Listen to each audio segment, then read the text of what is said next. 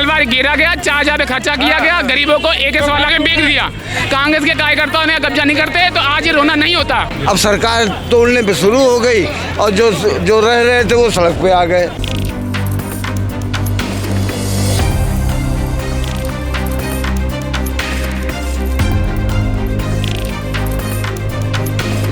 तभी टूट गया होता तो आज गरीब न मरता, आज गरीब न मरता।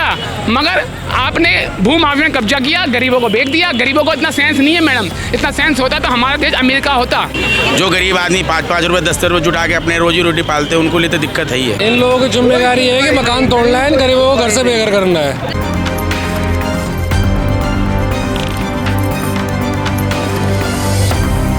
जो गरीबों के मकान टूट रहे हैं वो किस वजह से टूट रहे हैं? उन लोगों की वजह से जिन लोगों ने पहले यहाँ पर मुआवजा लेकर उसके बाद फिर से यहाँ पर प्रॉपर्टी बेची, या फिर उस सरकार की जिन्होंने जब यहाँ पर मकान बन रहे थे तो मकान बनने से रोका नहीं। जो यहाँ बसे हुए थे इनके लिए कोई अच्छी व्यवस्था करनी चाहिए थी। जब अगर किसी का 100 गज गए तो उसको 40 गज में ही बना के देते।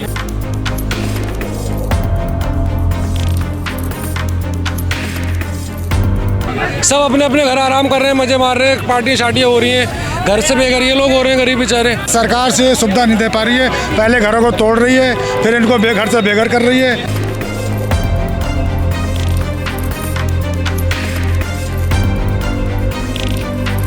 मेरे बाप ने मना कर दिया जमीन कब्जा करने से, हमने नहीं करी। जिन्हें कब्जा किया, आज मैं कितने नाम नहीं लूँगा, हमारे पड़ोसी हैं, आज 2-2, 3-3 करोड़ के आदमी हैं, 300 करोड़ के आदमी हैं। अगर अवैध मकान है, चाहे वो शालीमार बाग में हो या दिल्ली में किसी भी जगह पे हो, वो उसका एक्शन तो होना ही चाहिए। नमस्कार, दिल्ली अप टू डेट देख रहे हैं, मैं हूं आपके साथ अनिशा। इस वक्त शालीमार गांव में हम मौजूद हैं, जहां पर 150 घरों को जमींदोज करने की प्रक्रिया जो है वो शुरू हो गई है। अगर आगे जाके जो तस्वीरें अगर हम आपको दिखाएं तो देख सकते हैं कितने सारे बुलडोजर जो है यहाँ पर मौके पर पहुँच चुके हैं और सुबह 6 बजे से ही कार्रवाई जो है वो शुरू हो गई थी। कल के दिन लोगों ने खुद जो है अपने हाथों से हथौड़ा चलाकर अपने घरों को तोड़ने की कोशिश करी और आज आप यहाँ पर देख सकते हैं प्रशासन का बुलडोजर यहाँ पर चलता हुआ नजर आ रहा है। करीबन 150 घरों को यहाँ पर नोटिस दिया गया था और कहा गया था कि यहाँ पर सरकार की ज़मीन पर इन लोगों ने अपने मकान बनाए हुए थे काफ़ी सालों से, और ये भी कहा जा रहा है कि इससे पहले 1980 में यहाँ पर जो है बुलडोजर कार्रवाई हुई थी और उन लोगों को मुआवजा तक दिया गया था। अब उसके बाद जो है यहाँ पर फिर से निर्माण हुआ और उसके बाद अब आप देख सकते हैं किस तरीके से सभी घरों को जमींदोज कर दिया गया है। करीबन 150 का आंकड़ा यहाँ पर बताया गया है। यहाँ के जो लोग थे वो सुप्रीम कोर्ट, हाई कोर्ट भी पहुंचे थे अपनी दलीलों को लेकर, लेकिन उनके पक्ष में कोई चीज़ नहीं आई। और आज आप देख सकते हैं हाई कोर्ट और सुप्रीम कोर्ट के ऑर्डर से यहाँ पर जो है प्रशासन का बुलडोजर यहाँ पर चलता हुआ नजर आ रहा है। फिलहाल हम दूर से ही आपको तस्वीरें दिखा रहे हैं क्योंकि यहाँ पर सुरक्षा के बंदोबस्त किए गए हैं और देख सकते हैं सुरक्षा के मद्देनजर करते हुए यहाँ पर अंदर मीडिया को जाने नहीं दिया जा रहा है। तो हम बैरिकेड्स के बाहर ही आप लोगों को सारी तस्वीरें दिखा रहे हैं। और यहाँ पर अगर आप देखिए किस तरीके से बड़े बड़े घर जो 4-4, 5-5 मंजिलें यहाँ पर जो घर बने हुए हैं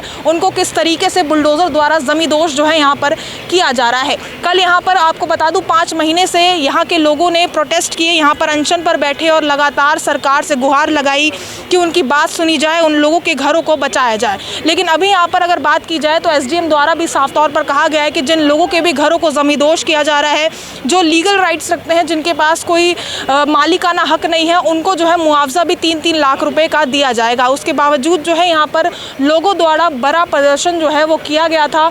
लेकिन अब यहाँ पर जिस तरीके से आप तस्वीरें यहाँ पर देख रहे हैं, सभी के घर यहाँ पर जमींदोज हो चुके हैं। कल लोगों ने अपने सभी घरों को खाली कर दिया था और अब यहाँ पर जो है बुलडोजर कार्रवाई शुरू हो गई है।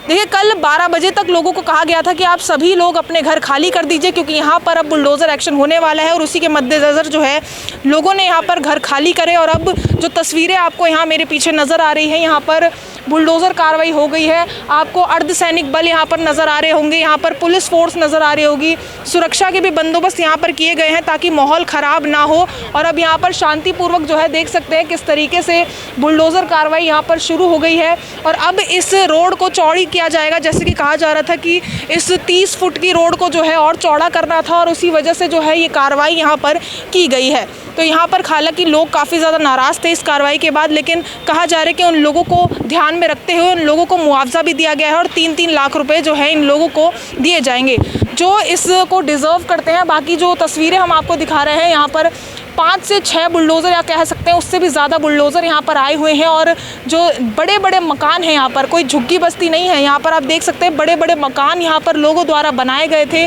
किस तरीके से कुछ होटल्स भी यहाँ पर बने हुए थे, उनको यहाँ पर ज़मींदोज़ कर दिया गया है। अब देखते हैं यहाँ के लोगों का क्या कुछ कहना है, क्या इस कार्रवाई पर उन लोगों की राय है। आइए उनसे जुड़कर जानते हैं। सर क्या नाम है आपका? तजिंदर भाटिया।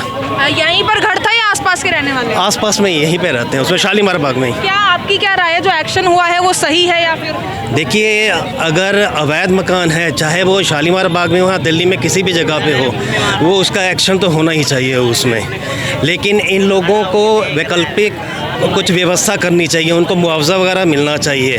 तो आप आसपास के रहने वाले देख रहे होंगे कि 5 महीने से ये पूरा मैटर चल रहा है। हाँ जी, जनवरी से 5 महीने से लोग प्रोटेस्ट कर रहे हैं। हाँ जी, नोटिस जनवरी आए से। हुए हैं। हाँ जी। और यहाँ पर काफ़ी लोग जो है रोते बिलखते भी यहाँ पर नजर आए होंगे, जिनके घर यहाँ पर डूब गए। झुग्गी बस्ती ने काफ़ी बड़े बड़े घर हैं। हाँ, बहुत बड़े बड़े घर हैं, लेकिन ये रेजिडेंशियल एरिया था। लेकिन यहाँ पे कुछ प्लाट्स जो हैं मेन रोड के ऊपर, वो होटल में भी कन्वर्ट हो गए थे, उसमें कमर्शियल यूटिलाइज हो रहे थे। हाँ जी, कमर्शियल एक्टिविटीज़ हो रही थी वहाँ पे उसमें। इसी वक्त नहीं रोकना चाहिए था जब ये पूरा घर यहाँ पर, ये होटल्स वगैरह? देखिए, दिल्ली का रूल है, यहाँ पे जब सब कुछ हो जाता है उसके बाद ही पुलिस वगैरह आती है, उसके बाद ही कुछ होता है उसमें, उसी टाइम नहीं हो जाता। सब वोट बैंकिंग के चक्कर में होता है उसमें। ये जो पूर्व विधायिका थी वंदना कुमारी जी, उसके टाइम में ये सब कुछ बना था उसमें। वैसे पहले तो कुछ नहीं था। अगर यहाँ पे कहें कि ट्रैफिक वगैरह को जाम रहता है यहाँ पे, लेकिन जाम वगैरह की यहाँ पे कोई व्यवस्था वो नहीं है उसमें, क्योंकि ऑलरेडी इतनी खुली सड़क है, 70 फीट ऑलरेडी है वहाँ पे उसमें। क्या नाम है सर, इसी इलाके के आप? हाँ, मैं इसी इलाके का हूँ मैम। घर अंदर आपके भी थे या? नहीं मैम, मैं किराए पर रहता हूँ। किराए पर रहते थे। क्या कहेंगे, एक्शन सही था या फिर थोड़ा समय देना? अब जिनका घर गया उनको तो दिक्कत है ही है। बाकी एक्शन की बात रही तो गवर्नमेंट और सुप्रीम कोर्ट अपने आप ले रही है। बाकी जिनका घर गया, जो बेच के गए, जो भी किया, उनको तो दिक्कत है ही है। जो गरीब आदमी 5-5 रुपये 10 रुपये जुटा के अपने रोजी रोटी पालते हैं, उनको लिए तो दिक्कत है ही है। आप भी कितने समय से किराए पर रह रहे थे? मैं मैम 10-15 साल से रह रहा हूँ। 10-15 साल? हाँ मैम। मैम, हमारे पास इतने पैसे नहीं कि हम ले सकते हैं। जैसे यहाँ पर कुछ लोग कह रहे थे कि हमें मुआवजा नहीं मिला, और यहाँ पर मैम अब वो जो आदमी जो पहले जिनको मुआवजा मिला वो बेच के चले गए, फिर अब जो आगे वाला उनको मुआवजा मिला तो वो तो वही कहेंगे मुआवजा मेरे को नहीं मिला। तो जो पहले जो लेके पैसे लेके चले गए। बाकी अब जो आगे रह रहे हैं उनको पता होगा। बात सरकार ने तो अपनी तरफ से कह दिया भाई, हमने तो मुआवजा। सरकार कह रहे हैं जिनको नहीं मिला वो कह रहे नहीं मिला, बाकी जो इनको मिला वो लेके चले गए यहाँ से। बस ये है मैम। बस बाकी कार्रवाई सही मानते हैं आप? मैम, कार्रवाई गरीबों के लिए तो दुख है। बाकी हाँ, गरीबों के लिए तो दुख है, जिनका मकान था उनके लिए तो दुख है। बाकी अमीरों के लिए तो कुछ भी नहीं है। आपने भी देखा होगा सर, 4-4, 5-5 मकान यहाँ पर बने होते मंजिला, अब टूट रहे हैं। क्या कहेंगे? टूट रहे हैं। अब तो ये कि भाई क्या कहा जाए कि जीवन में आदमी का लक्ष्य होता है कि एक मकान बनाने का। अब वो दोबारा जिसके टूट रहे हैं, अब वो दोबारा तो हमारी समझ से तो नहीं बना सकते, क्योंकि यहाँ कोई करोड़पति नहीं, सब गरीब आदमी रहते हैं। अब सरकार है, कोर्ट के आदेश हैं, सरकार का रोल तो जो भी है जो ठीक ही है, मगर ये सरकार को तोड़ने से पहले जो यहाँ बसे हुए थे इनके लिए कोई अच्छी व्यवस्था करनी चाहिए थी।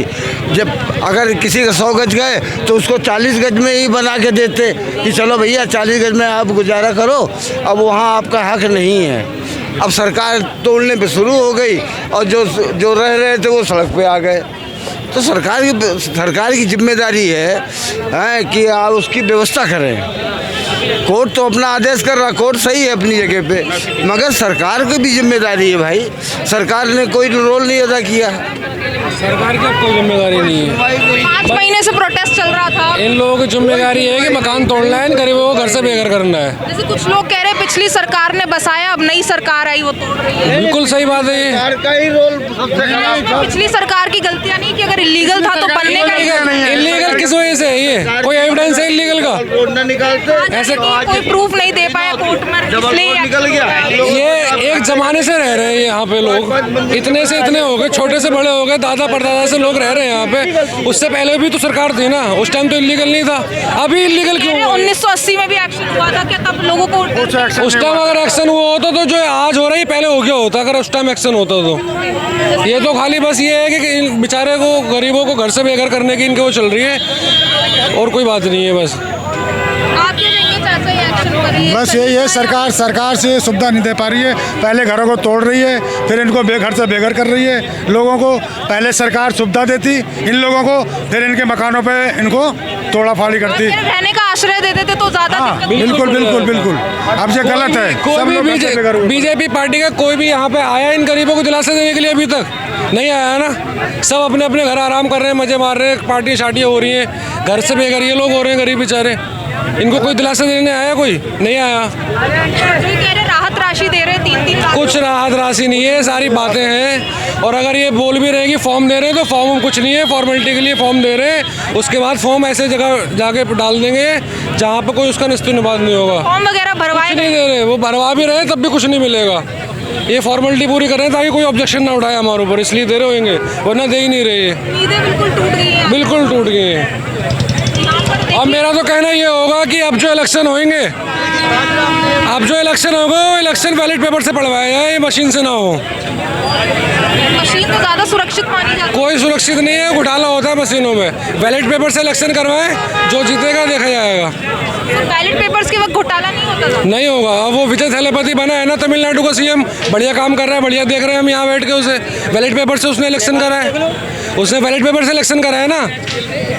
चलिए आप क्या कहें? मैं कहता हूँ 2002 में एनडीपीएल आई थी एनडीपीएल, उस पर 150 हुआ करती थी।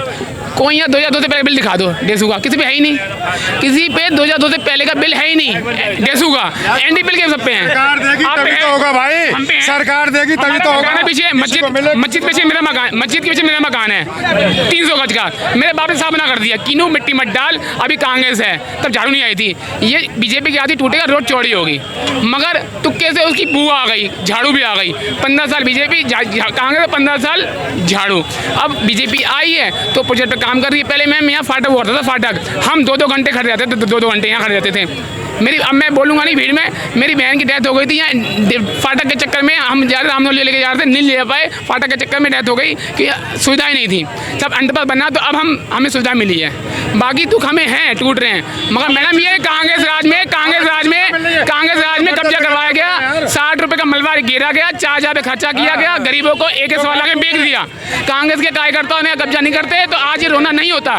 जनता बसती है हर बात पर। मैं हाँ, कांग्रेस ने कब्जा करवाया, कांग्रेस कब्जा नहीं करवाती तो आज बीजेपी को बीजेपी को तकलीफ नहीं होती। अटल बिहारी राज में एक बिल दिखा दो, डेसू का एक बिल दिखा दो, मैं दूंगा मुआवजा अपने घर बेच के। वो किसी बिल ही नहीं डेसू का। डीएम साहब यहाँ बैठे थे, किसी बिल ही नहीं पुराना। एनडीपी का मीटर तो मैं आप घर में मैं लगवा देता हूँ, कहो तो आप अपने घर का दो, मैं लगवाता हूँ एनडीपी का मीटर आप घर में। एनडीपी तो कहती है लाओ डीडी बना के दो, मीटर लगा दो। डेसू का बिल किसी पे नहीं है, एक बिल दिखा दो, मैं दूंगा मुआवजा। अपने मरी मार के मैं कहता हूँ मैं दूंगा मुआवजा, मगर कभी है ही नहीं। मैं भीड़ इकट्ठा कर, और सुनो 100% में से 95% किराएदार है, 5% मकान मालिक है, 3% मकान मालिक वो है जो पहले कच्चे में था, आज स्कॉर्पियो पे आ गया इन ज़मीनों से। मेरे बाप ने मना कर दिया ज़मीन कब्जा करने से, हमने नहीं करी। जिन्होंने कब्जा किया, आज मैं कितने नाम नहीं लूँगा, हमारे पड़ोसी हैं, आज 2-2, 300 करोड़ के आदमी हैं, 300 करोड़ के आदमी हैं। इन्हीं ज़मीनों से बिल्डिंग मटेरियल काम किया, किराया बिठा दिया।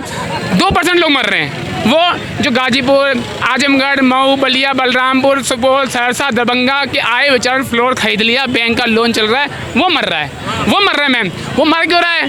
2002 में बुलडोजर आया, 2002 में बुलडोजर आया यहीं पे, मैं नाम नहीं लूँगा। वो कांग्रेस के कार्यकर्ताओं ने बुलडोजर वापस भेज दिया। देवेंद्र यादव को फ़ोन किया, देवेंद्र यादव ने फ़ोन किया सोनिया गांधी को, सोनिया गांधी का बुलडोजर वापस ले जाओ, तभी टूट गया होता तो आज गरीब न मरता, आज गरीब न मरता।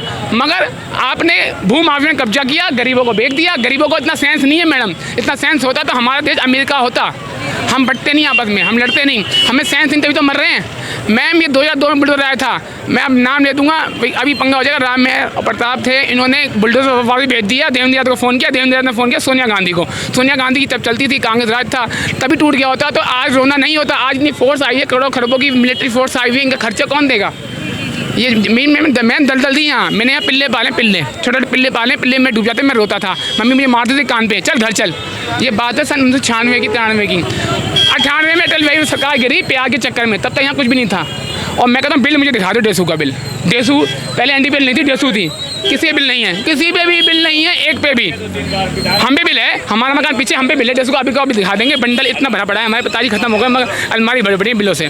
जिस पे है ही नहीं, जब मकान ही नहीं था तो वहाँ बिल कहाँ से हो जाएगा? बिल एनडीपीएल के सब पे हैं। तो ये यहाँ प्रूफ पर होता है आखिर कि 2002 गलती से पहले किसकी है? यहाँ आखिर रिहाइश ये नहीं थी। जो गरीबों के मकान टूट रहे हैं वो किस वजह से टूट रहे हैं? उन लोगों की वजह से जिन लोगों ने पहले यहाँ पर मुआवजा लेकर उसके बाद फिर से यहाँ पर प्रॉपर्टी बेची, या फिर उस सरकार की जिन्होंने जब यहाँ पर मकान बन रहे थे तो मकान बनने से रोका नहीं? अब चाहे गलती किसी की भी हो, यहाँ पर मकान टूट गए हैं और काफ़ी लोगों का जो है भारी नुकसान हो गया है, काफ़ी लोग यहाँ पर बेघर हो चुके हैं। यहाँ पर अगर हम तस्वीरें दिखाएं तो कितने ज़्यादा यहाँ पर जो है अर्धसैनिक बल, पुलिस बल यहाँ पर आपको मौजूद नजर आ रही होगी और यहाँ पर बैरिकेटिंग कर दी गई है। कोई भी अंदर नहीं जा सकता, कोई अंदर से बाहर नहीं आ सकता। और अब यहाँ पर जो लोग आपको नजर आ रहे हैं वो सड़कों पर आ चुके हैं क्योंकि उनके पास अब घर ही नहीं है। अगर घर ही नहीं है तो आखिर अब वो जाएंगे कहाँ, यही बड़ा सवाल है। और वैसे सरकार की तरफ से जैसे कि कहा जा रहा है कि हम इन लोगों को आश्रय देने की पूरी कोशिश करेंगे और 3-3 लाख रुपए का मुआवजा इन लोगों को देने की बात की गई है, लेकिन क्या 3 लाख रुपए में इनके घर का भुगतान हो पाएगा, ये बड़ा सवाल है। अब यहाँ पर जैसे कि जो तस्वीरें आपको नज़र आ रही हैं वहाँ तक अगर मैं तस्वीरें आपको दिखाऊँ तो ये जो लोग आपको नज़र आ रहे हैं यही वो लोग हैं जो अपने घरों को अपनी आंखों से टूटता हुआ देख रहे हैं।